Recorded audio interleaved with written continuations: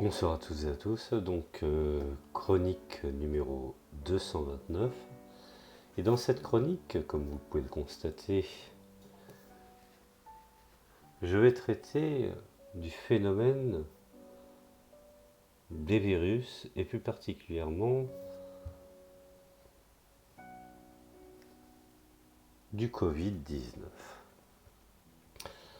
Alors, c'est vrai que les épidémies ne sont pas des phénomènes naturels.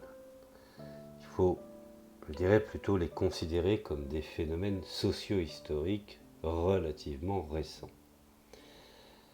Bien que les premières épidémies humaines sont apparues dans un contexte de la révolution du néolithique. L'expansion, in fine, de l'agriculture et de l'élevage a profondément transformé notre rapport à leur environnement. La destruction et la transformation des habitats pour étendre les terres agricoles et la domestication des animaux à des fins de nourriture ou de bêtes de somme est ce qui a permis aux vaches de transmettre la rougeole et la tuberculose. Les porcs, les cochons, la coqueluche, ou les canards, la grippe. Il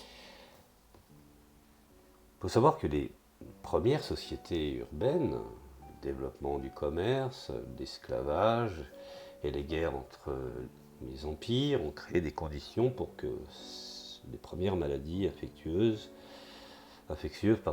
deviennent des épidémies.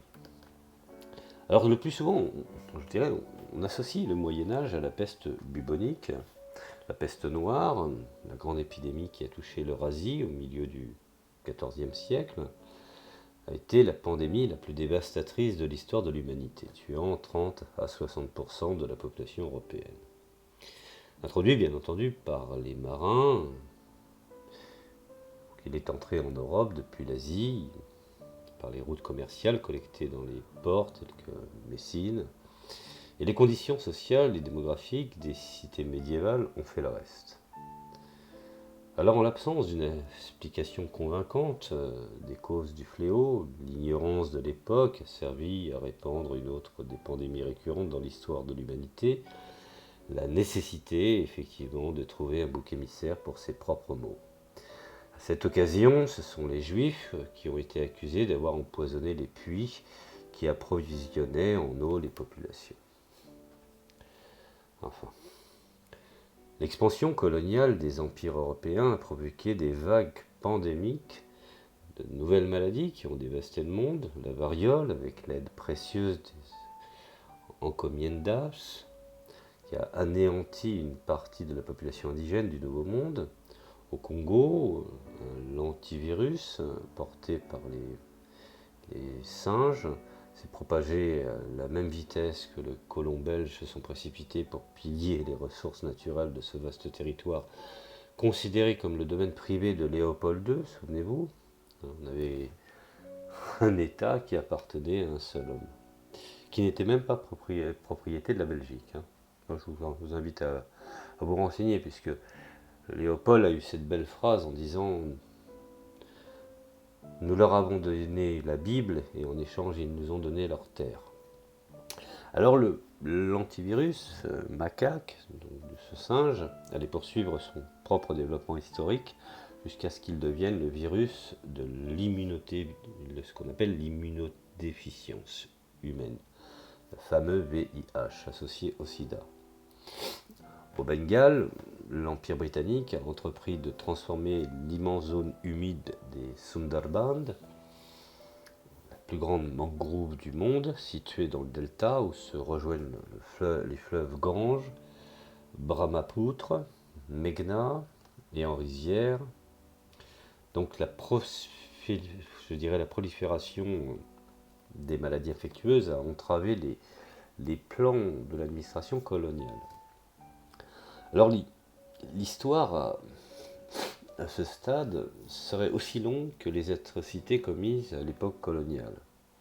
Avec la révolution industrielle, le choléra, la syphilis, la tuberculose vont provoquer les grandes pandémies de cette époque. Ce sont des maladies étroitement liées aux conditions de vie de la population, Ainsi, la prolifération des quartiers où la classe ouvrière s'entassait dans des conditions misérables, insalubres, a créé le terreau, le terreau favorable à leur développement.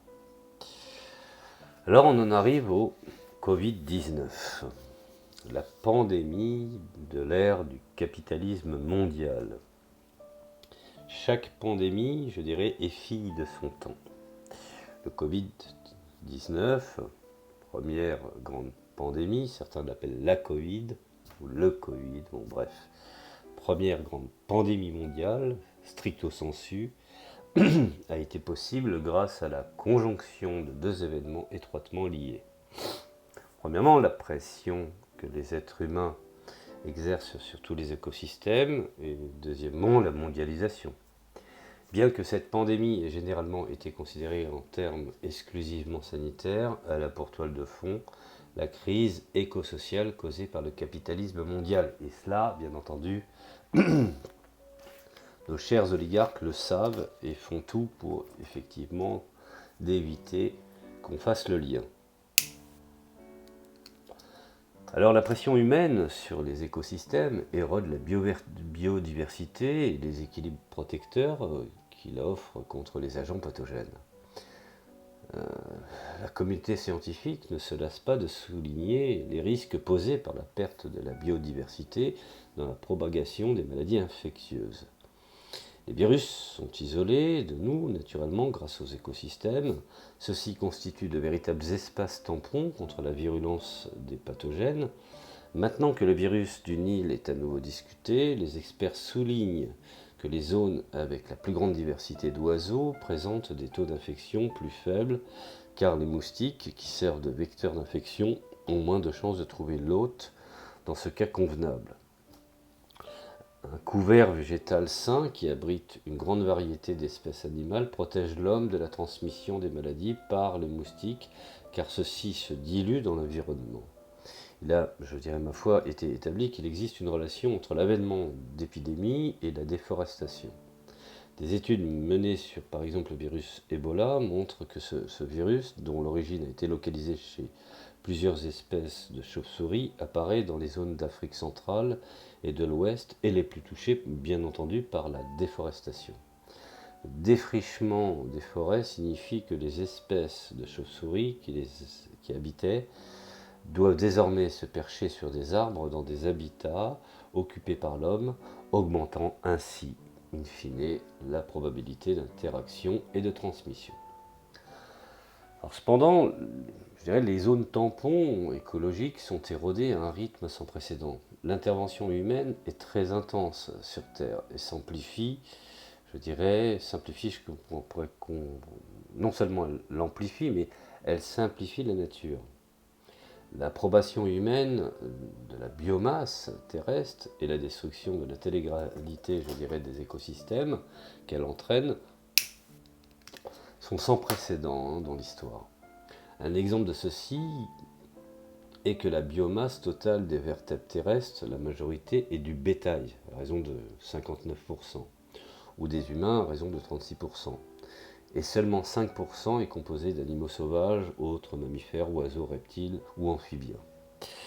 Alors, je dirais, la destruction et la simplification de la nature nous rend plus sensibles, voire même plus vulnérables aux organismes pathogènes qui, dans leur écosystème naturel, maintenaient un équilibre qui maintenant est rompu lorsqu'ils entrent en contact avec le nôtre. Le deuxième facteur qui intervient dans les pandémies contemporaines est la mondialisation, qui est, en plus de favoriser la destruction de la nature en augmentant l'exploitation des ressources naturelles et en, étendant le modèle d'élevage industriel à haute intensité, elle facilite la propagation des foyers infectieux grâce au développement rapide des systèmes de transport qui déplacent d'énormes quantités de personnes, de biens à travers la planète. La mondialisation a fait du monde un village planétaire où tous ses recoins sont accessibles en peu de temps. Ainsi, bien entendu, en toile de fond, cette pandémie se trouve, on peut qualifier que là où se trouvent les conséquences des comportements sapiens contemporains. Alors, Bien entendu, certains ont ce qu'on pourrait appeler de l'optimisme technologique ou ce que je pourrais qualifier de pandémie récurrente. Bon, l'hygiène et la découverte des vaccins antibiotiques ont largement atténué l'ampleur et les effets des épidémies tout au long du XXe siècle. Je dirais que les succès obtenus avec les technologies thérapeutiques ont été si pertinents que leur généralisation a conduit à ce que les malades infectieux cessent de l'être et l'une des principales, je dirais, causes de mortalité dans le monde. Il y a tout juste un quart de siècle, les décès dus aux maladies infectieuses représentaient encore 33%. Les décès aujourd'hui, il atteint à peine 19% du total. La rapidité et l'efficacité avec laquelle les vaccins Covid ont été développés et produits ont surpris et suscité l'admiration de presque tout le monde. Cependant, ne nous réjouissons pas trop, bien qu'à l'heure actuelle les principales causes de décès soient des maladies cardiovasculaires et les cancers, maladies associées dans une large mesure aux habitudes et aux modes de vie urbaines. Alors l'optimisme technologique ne doit pas faire oublier qu'il est impossible d'y mettre fin et surtout de détruire tous les virus qui causent des infections, principalement, je dirais, parce qu'elles font partie du tissu de la vie. Sans oublier, bien entendu, leur interaction et équilibre naturel.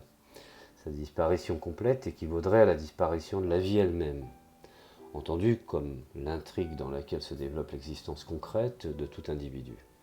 Ainsi, je dirais que les maladies ne sont jamais des événements isolés en dehors du système social et écologique, dont elles font immanquablement partie, tout comme la santé n'est jamais en dehors de ses déterminants économiques ou socio-environnementaux. Alors les avancées thérapeutiques peuvent nous plonger dans une illusion technologique qui nous empêche de nous occuper des causes. Les modes de vie, en concentrant l'action sur les effets, ce qu'on pourrait qualifier comme étant les maladies, la vaste zone naturelle détruite par l'action humaine et le taux de cette destruction augmente les risques de maladies infectieuses. Les zoonoses et les maladies coronavirus se produisent plus fréquemment si nous ne préservons pas les écosystèmes naturels. Une étude de l'université de Braun a estimé qu'entre les années 80 du siècle dernier et premier du nouveau siècle, le nombre d'épidémies et de maladies infectieuses a été multiplié par 3. La pandémie du Covid-19 semble confirmer quelque chose que la communauté scientifique observe avec inquiétude depuis longtemps, depuis la seconde moitié du XXe siècle, coïncidant avec la grande accélération de l'activité économique et voire même ses impacts correspondants sur la nature. De nombreux microbes pathogènes sont apparus dans les régions où ils n'avaient jamais été remarqués. C'est le cas par exemple du VIH, d'Ebola en Afrique de l'Ouest, ou du Zika sur le continent américain, sans oublier le SRAS, apparu en 2002 en Asie du Sud-Est, et les plus récentes grippes porcines H1N1 et aviaires H5N1. Beaucoup de ces virus, environ 60%, sont d'origine animale, certains animaux domestiques ou d'élevage, mais la plupart, plus des 2/3, d'animaux sauvages, quel que soit le niveau d'investissement, effectivement, effectué par la pharmacologie. Alors essayons d'aller au-delà de la crise sanitaire. Il est urgent de faire une lecture de cette pandémie au-delà de la crise qui l'a provoquée pour nous permettre d'en tirer des enseignements appropriés. La pandémie a révélé des aspects cruciaux de notre façon de vivre et de nous comporter. L'une des premières choses qu'il a montrées était l'inégalité criarde qui existe dans toutes les sphères sociales. Cela a été répété très fréquemment. Il est vrai que parce qu'il est mondial, il représentait une menace pour tout le monde, riche comme pauvre. Mais il a souvent été omis, notamment vrai, que tous n'étaient pas également vulnérables à cette menace. Le confinement a été très révélateur à cet égard. L'un des exemples les plus clairs d'iniquité au cours de ce mois dystopique était la division du travail, l'existence d'un écart important entre ceux qui ont conservé leur emploi et pouvaient travailler à domicile sans exposition ni risque, et ceux qui ont perdu leur emploi et où étaient contraintes, je dirais, par la nature de leur fonction, de sortir et d'être exposés au virus. D'où par exemple en France la prime Macron, qu'on invitait les entreprises à donner aux employés. Eh bien, on invitait. Alors, une autre manifestation révélatrice de l'inégalité a été l'apartheid du vaccin, auquel des populations et des peuples les plus pauvres du monde ont été soumis. Cette ségrégation a montré que bien que nous vivions dans un monde global, il ne cesse d'être un monde fragmenté par des jeux d'intérêts économiques et géopolitiques du pouvoir. Le critère de répartition impliqué dans les plans de vaccination, dans les sociétés riches d'abord, c'est les personnes âgées et les agents de santé, puis le reste de la population selon leur âge, n'a pas été utilisé dans des relations internationales, où tout a été laissé aux femmes. Les règles du marché et la philanthropie, je dirais, des États qui cherchent vraiment à acquérir une plus grande influence mondiale. Si notre santé, je dirais, est soutenue par des écosystèmes bien préservés, notre société est soutenue par des personnes moins reconnues et moins rémunérées. Quand je parle des personnes moins rémunérées, ce sont ceux qui sont aux avant-postes, comme par exemple personnel médical, personnels sociaux et de santé, saisonniers, équipes de nettoyage, livreurs, réapprovisionnement, transporteurs, employés de maison, caissiers de supermarché, précisément les personnes que le système condamne à la précarité et aux salaires les plus bas. Or, ils ont été, je dirais, essentiels pour le fonctionnement lors du confinement. Alors que l'on découvre l'importance de toutes ces professions déclarées essentielles à leur époque, les médias se font l'écho de l'annonce selon lesquelles les directeurs de banque obtiennent des salaires et des primes équivalents à la somme du salaire moyen de milliers de travailleurs que les banques ont eux-mêmes annoncé vouloir faire feu. Alors tout cela, bien entendu, nous amène à une réflexion de type encore marxiste, me direz-vous. Et tout cela, finalement, au fond, nous oblige à repenser comment est ce que nous valorisons et de donner la valeur à quelque chose n'est pas synonyme d'en mettre un prix, à moins de glisser vers la bêtise dont parle Antonio Machado dans la bouche de son Juan Mairena. C'est peut-être, je dirais, la cause ultime de la pandémie et l'incapacité de la civilisation capitaliste à valoriser de manière adéquate, avec son plus de liberté, moins d'État, moins d'institutions, plus de privatisation. Donc, effectivement, de valoriser de manière adéquate ce qui est socialement nécessaire. Voilà, je vous remercie de m'avoir écouté. Je pense qu'il était important de donner un petit peu une réflexion sur cette pandémie qui continue et qui risque encore de nous surprendre. Je vous dis à la prochaine chronique et merci de m'avoir écouté.